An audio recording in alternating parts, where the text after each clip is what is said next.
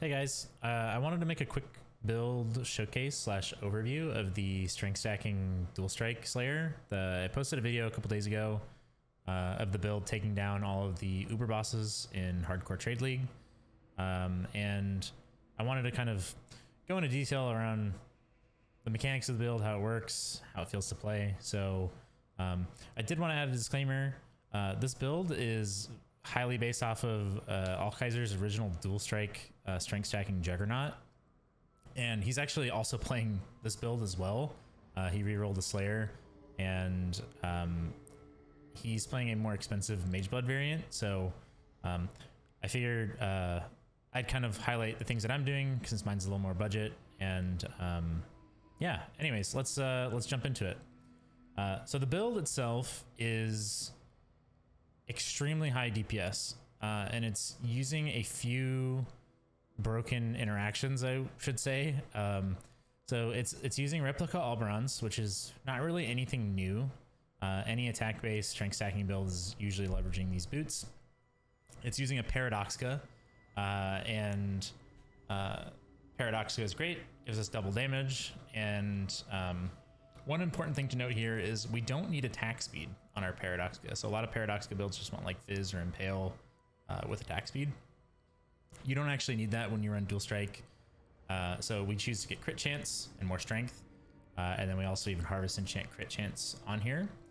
And the reason for that is dual strike of Ambidexterity uses your offhand for its attack speed, and you get bonus damage with your main hand. So basically this interaction is a little crazy. You get a lot of damage multiplication and a lot of flat damage through it.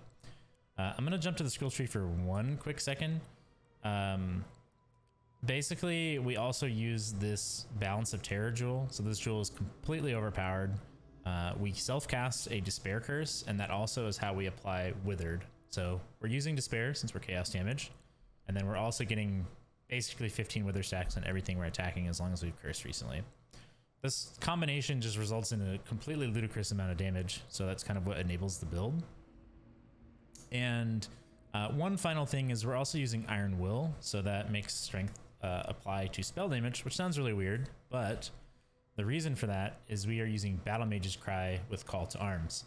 And at level 20 with 20 quality, this is pretty much always going to be up as long as you are near a unique enemy or a boss that you're fighting when it triggers. So we actually sometimes will manually cast it right when a boss becomes targetable. But that's basically all the main functions of the build. I'll quickly go over all of the skill links and the gear to kind of walk through how I crafted it and why I made the decisions that I did. And then after that, we'll jump into the skill tree and some of the other jewels and things like that. But anyways, let's jump into it. So I already covered the Paradoxica, super slow hitting, crit chance, chaos pen, big damage. We're using a really fast claw, and we've got the harvest attack speed enchant on it. And I believe this is a Warlord's Claw, but we're not even using any Warlord's mods, so it's not as good as it could be. But basically, this is just a tier 0 Essence Claw with crit multi. And then we try to Veiled Orb a suffix to get this attack speed mod. In my case, I missed and I hit a prefix. I unveiled spell damage, which works with Battle Mage's Cry, which was kind of lucky. It's pretty low weight. And then I crafted my last suffix and called it a day. This isn't really anything great. You could probably make a better claw for under 10 divines. You could also use a Synthesis Claw with like attack speed on it, or crit multi, things like that. And it would be even better than this one.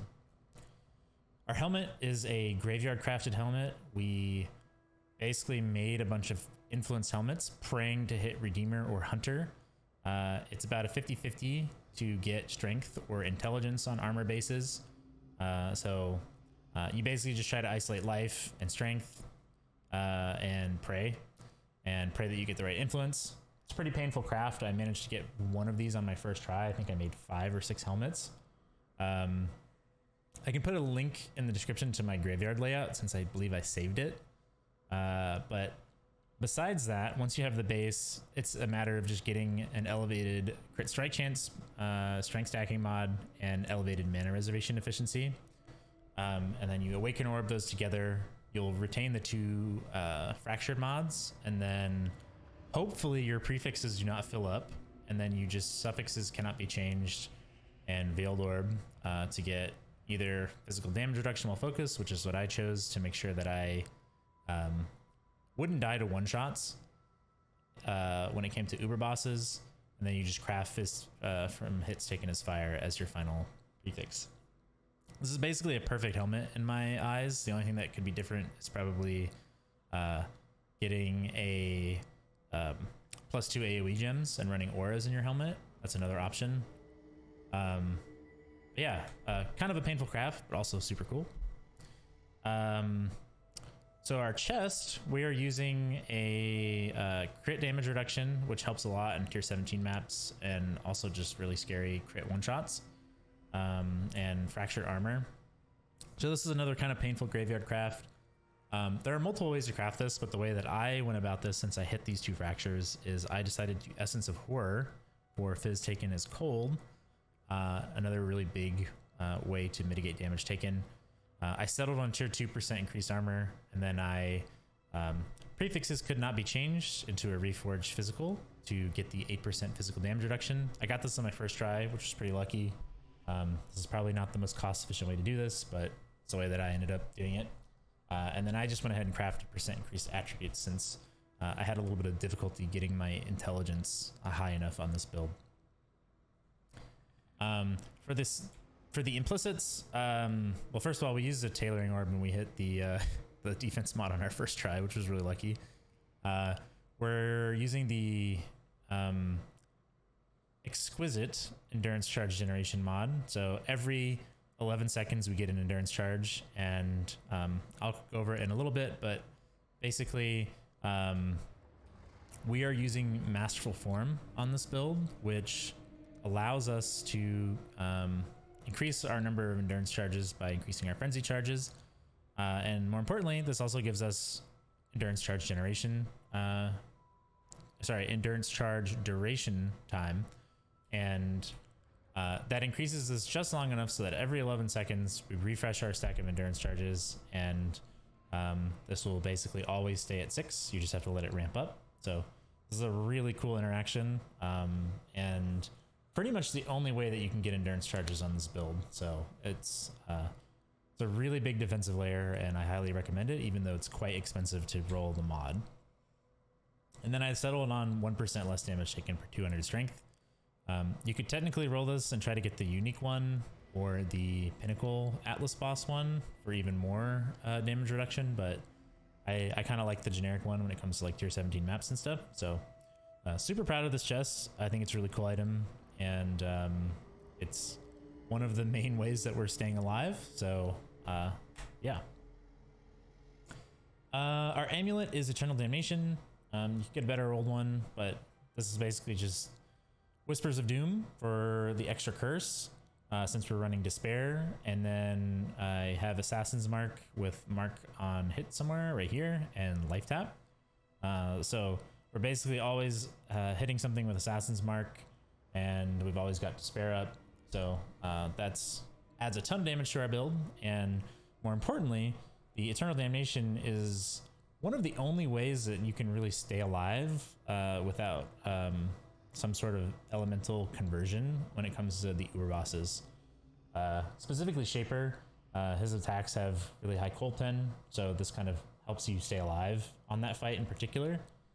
Without this item, we're actually sitting at 70 cold, fire, and lightning res. That would only be 75, and we would be extremely squishy against big spell hits. So I would say that this amulet is mandatory if you want to feel tanky on this build. This is a generic helical ring, Essence of Rage spam. I settled on this dex roll because I'm actually running Magebane, so this gives me some spell suppress, and you basically just try and get the resist you need. This isn't anything special. You could probably make something way better than this. You could also try and fracture the life or the strength on it and hit like all attributes or something like that. I just settled. This is what worked for my build and my current situation. If you hit a GG ring, you could actually just run a Calandra's Touch as your other ring, or just run a second helical ring with whatever other stats you need. In my case, I was having difficulty getting Chaos Res, so I run an Amethyst ring with Chaos Res, the Veiled Life prefix, and minus mana cost. I actually don't think that this is really needed for the build. You can see here I have quite a bit of unreserved mana. Actually, I could probably even level up my Precision Aura a couple more times, but I like having a little bit of unreserved mana when it comes to builds that are melee and attacking. You don't want to get into a situation where you are out of mana at the exact moment that you're trying to Frostblink, and then you end up dead. So what else? This is a +1 Frenzy Fracture pair of gloves. This is only possible with the graveyard. You basically just try and isolate only this mod and pray that you fracture it. You Essence of Rage spam until you hit the tier 1 spell suppress, and cry because it takes you 250 tries, and then you suffixes can't be changed Veiled Orb and hit the increased attack and cast speed while focus. These gloves are actually completely insane.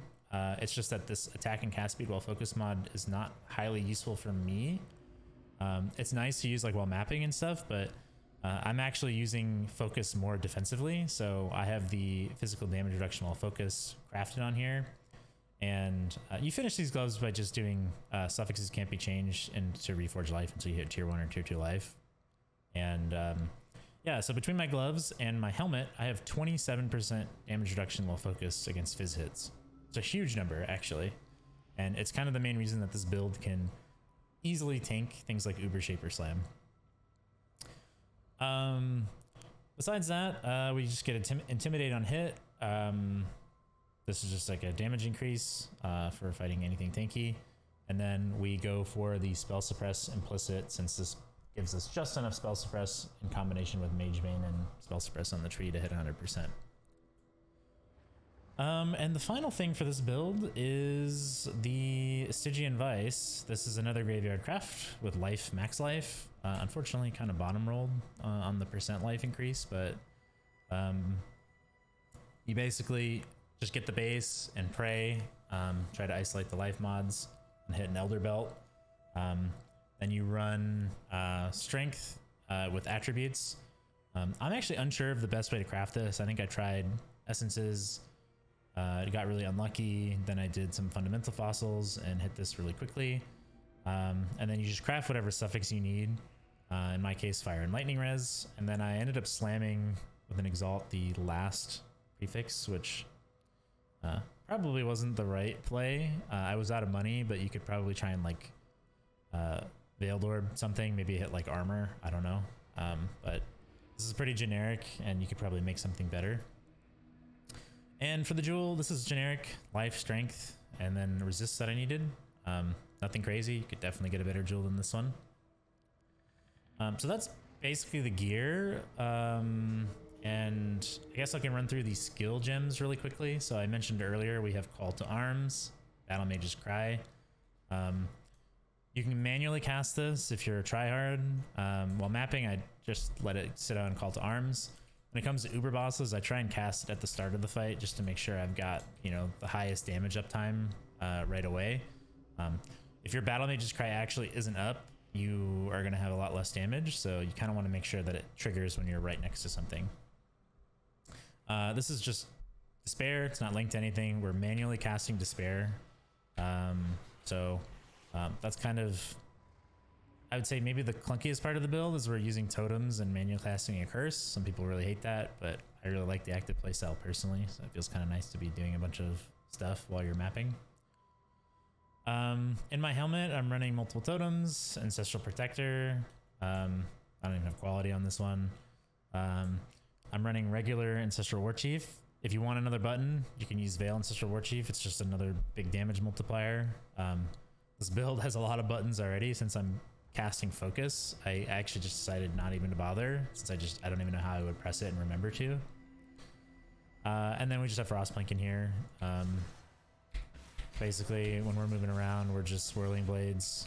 And we use Frostblink actually because you can Frostblink while attacking and it won't cancel your attack animation. So if you're wondering why we use that instead of Flame Dash or something, that would be why. We just like the damage uptime. In our links, we're running a Ruthless, regular multi-strike. So I mentioned that I don't have any Awaken gems. Awaken multi-strike is, I think it's like 12-15% more damage. Maybe it's even more. I'm not even sure. So that's a big upgrade. I'm using regular Void Manipulation. You could run Awakened, more damage. This is only a level 20, 18 quality dual strike. I missed the Veil Orb. I think quality gives you a lot more damage and level gives you more effectiveness of added damage. So like a 21-23, for example, is a pretty sizable amount of damage. So that's another nice win if you can fit it in. Or sorry, afford it. We use Volatility. This is numerically, it's kind of a broken amount of damage. It's better than all the other links. And then we're actually running crit damage support as our final link. I couldn't actually get any more int with my current gear situation, so I had to de-level this a little bit, and obviously pretty suboptimal, so getting just a level 20 critical damage is going to be a nice bit of damage on its own. In our claw, we're just using a cast when damage taken Molten Shell. We've also got Veil Molten Shell, so typically the way I play this build is I let my Molten Shell trigger, and then I pop Veil Molten Shell afterwards if I'm still afraid. Pretty good on most bosses. And then on bosses that you want to specifically tank something with Molten Shell, we just unlink and manually cast like this. It only has 1600, but when I have my boss flasks up, it's 5000. So just a heads up there. And then we've just got Blood Rage for the attack speed. We have Whirling Blades, Assassin's Mark, Mark on Hit, Life Tap. So we just life tap this to make sure we're not draining our mana and can always have our curse up. And then we run Precision, the highest level we can fit in comfortably without hampering our mana too much. We have a level 3 Enlighten. Obviously, you could get a higher level. You can afford it. Want a level 21 Determ if you can. And then Purity of Elements. So Purity of Elements actually gives us ailment immunity. Another huge thing for this build. That's having full ailment immunity just with your aura and the extra resist is pretty much perfect for us. So there's not really any better option, I would say, that is easy to fit in. Okay, let's go over the Flasks real quick. So this is the skill gems. For the Flasks, this is going to look really weird and kind of newbie, but we run a Rithing Jar and we put the Harvest enchant on it specifically for Uber bosses so that we can continue leeching and spamming this as we're doing intermissions and things like that. But basically the way this build plays, start of the map or for a boss fight or during an intermission, we hit our Worm Flask, kill some worms, and this is going to give us Fortify and get our leech going. Without this, you're incredibly squishy. This is 20% less physical, or not physical, but 20% less damage taken from hits, and then leech is another 10%. So kind of mandatory. You should always run a Rithing Jar if you're playing Slayer. Because we don't really have any other great flask options, we run a second Life Flask, also with max charges. This is basically our emergency flask. If we screw up, get hit by something that we're scared of, we're just chugging everything. Specifically for Uber bosses, we run the Granite Flask with this is basically a Mage Blood Flask, honestly, with as much armor as we can, and then we run a Basalt rolled similarly. When we have our flasks up, we actually go all the way up to 50k armor. I don't have any charges on my Basalt, but you can kind of see how high it goes up.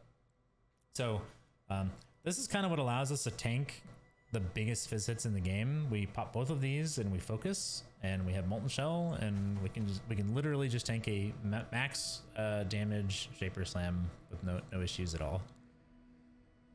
And then we swap out this final flask, but for mapping I just run a Curse Effect Quicksilver, and then we swap this out on bosses depending on the boss we're fighting. So Shaper and Elder, we pop in a Sapphire, Exarch, Ruby, Eater and Maven, I guess we throw in the Topaz. But when we're not doing bosses, we run this setup. So these Flasks are really poorly rolled, but this is kind of gives you a good idea of what we're doing. Ideally, you would have gain charges when hit on all of these Flasks. Since you have no evasion, you're basically just going to be getting hit all the time, and they'll always be charged up. And then finally, this is sitting in my inventory, but I run a CB Jewel to get the bleed immunity when I'm fighting Uber Sirus. So if you don't have CB immunity, that fight is awful. His beams put a humongous degen on you, and you will die very quickly. Okay, so that's the Flask, that's the gear, that's the skill gems. Let's go through the skill tree to kind of walk through our Ascendancy, our jewels, our clusters, and anything interesting that's going on there.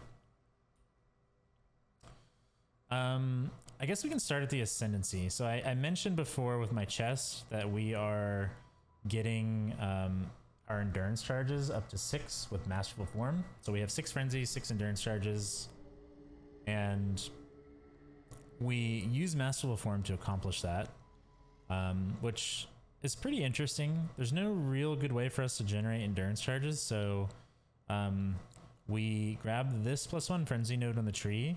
We have the +1 on our gloves, and then we have the +1 from Masterful Form, which puts us at 6. And 6 endurance charges is a pretty massive defensive layer, so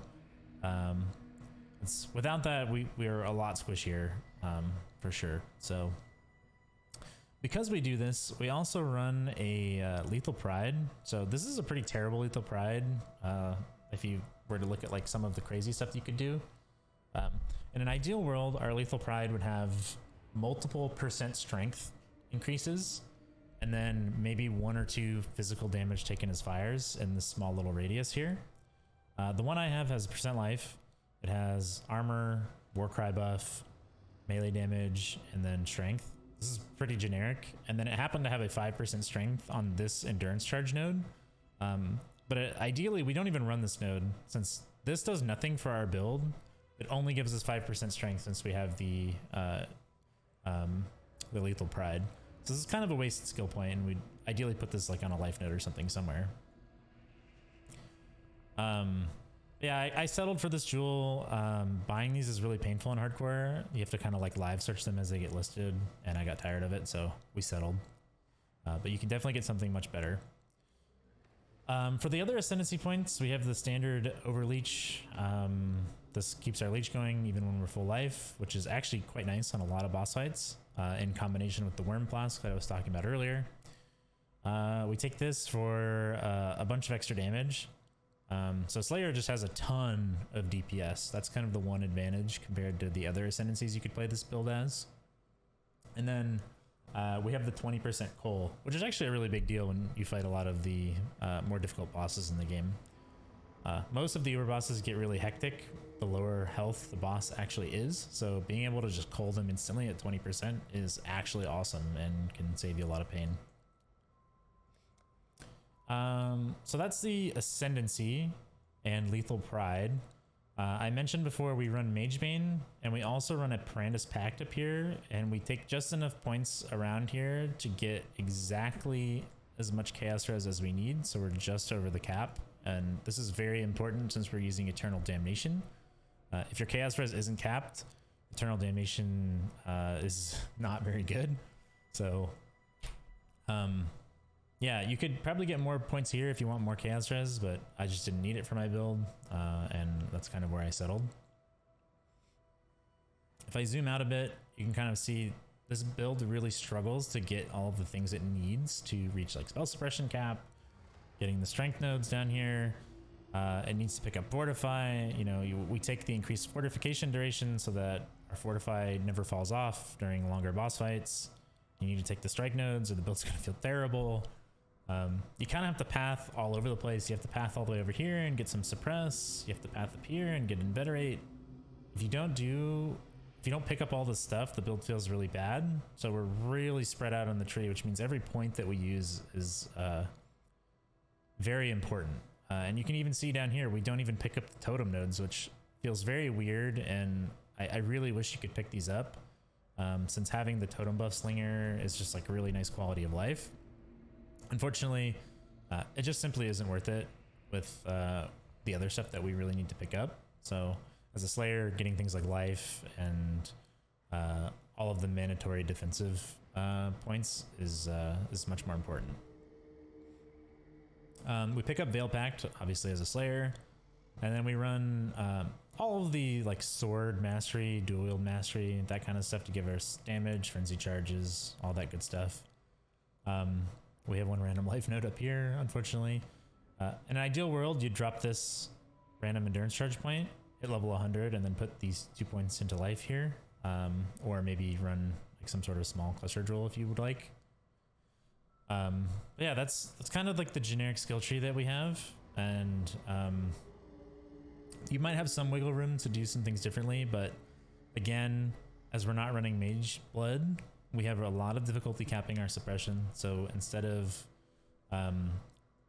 saving all of these points and getting more life and other things on the tree, we need to path all the way over to Mage Bane, and it does help us, you know, get a bunch of resist and other good stuff. So it's not terribly inefficient. You just end up with a lot less life. For the cluster jewels, this is very important, but we need to make sure that we have Quick and Deadly as the most important notable, and then either Fuel the Fight, I think Deadly Repartee is one of the other options, or Drive the Destruction, I think, are the three notables that you need alongside Quick and Deadly. So our ideal jewel has Quick and Deadly plus one of those other notables, and then any other random notable as the final one, as that will be in the back. Any other combination will put these in a different order where you have to use more skill points. So it's very important that you get this combination. This is actually a perfect jewel. I mean, you could get something else besides all res, but the all res is actually kind of useful for me. So, I mean, maybe you get strength or chaos res, whatever you need. But basically for 5 points, you're going to end up getting Fuel the Fight, which actually solves your mana leech. As you noticed, we don't actually have this mana leech node over here, so we save a point by getting Fuel the Fight here. Also, it's like the highest damage node, so really nice in that respect as well.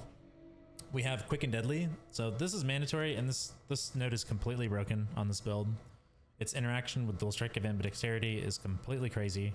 I think just this point alone gives the build like 25% increased damage. So between like all the other stuff I talked about with the gear and then Quick and Deadly, you're just getting so much free damage. It's really crazy. And then it also gives you a lot of attack speed, so it just makes the build feel really nice to play. For the jewels, this is actually a mana leech jewel, and I don't really need this. I'm not sure why I'm running this, like looking at this now during the video, but you just want life, strength, resist, attack speed, crit multi, like all that stuff's really good. You could even get like accuracy rating. So our build has a ton of free flat accuracy because of the elevated helmet we're running. Any percent increase in accuracy, you can also get that through a tattoo, is going to give you a lot more accuracy than it would normally on other builds. And then we're also running a Watcher's Eye here. So I've mentioned it before, but like getting one shot is Slayer's real big weakness. If you can solve that and like comfortably tank everything in the game, Slayer does so much damage. It's got the overleach. It feels really good to play. It's really fast. So we run Purity of Elements Watcher's Eye with 12% physical damage taken as. This is just another huge defensive layer for the build. And this is only a 1 mod Watcher's Eye. Like you could get a double Purity of Elements, maybe Chaos Res with it, or double physical damage from hits taken as. You could also run a Determination Watcher's Eye that has like one of these Purity of Elements mods on it. So you could get like increased flat armor or physical damage reduction or crit reduction. Crit reduction's a really good one. You can get crit immune between that and this chest. So like that's what I would have looked for, but it just simply didn't exist in hardcore. So that's one of our clusters. This one's basically perfect. This one I settled because they're really hard to craft. It's really hard to get Quick and Deadly with the right notables. This one is Drive the Destruction. It's not terrible, but it's not perfect. And then again, just some generic jewels, you know, damage, resist, strength, life, crit Great multi. I needed intelligence, as I mentioned earlier. So these could definitely be better, but they work for me, so kind of settled on them. And then lastly, I mentioned it before, but Balance of Terror. This thing is completely broken. It makes no sense to me why attack builds can get Wither so easily when this doesn't exist for fire, lightning, or cold damage, or physical damage in any way. So yeah, that is the skill tree. I'm sure there's some different things you could do. Like if you're running Mage Blood, you can probably skip all these points here, pick up more life.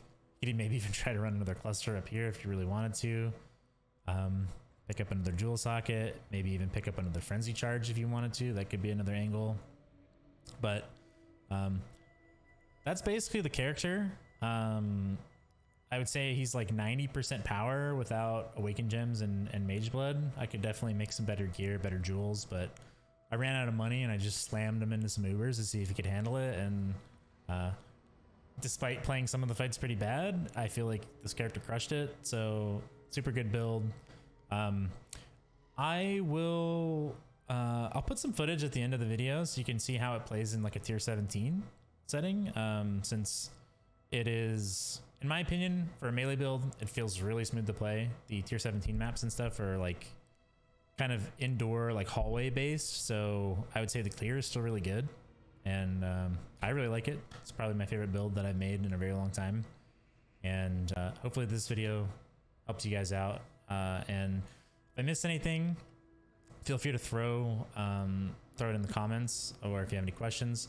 Again, I'll link the POB, and I'll link the other video. And if Allkaiser puts out a video, I'll link that too, since he's a super talented build maker and he has a much more min-max version of this build than I do.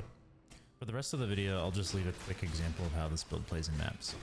Thank you guys for watching, and hopefully you like the build.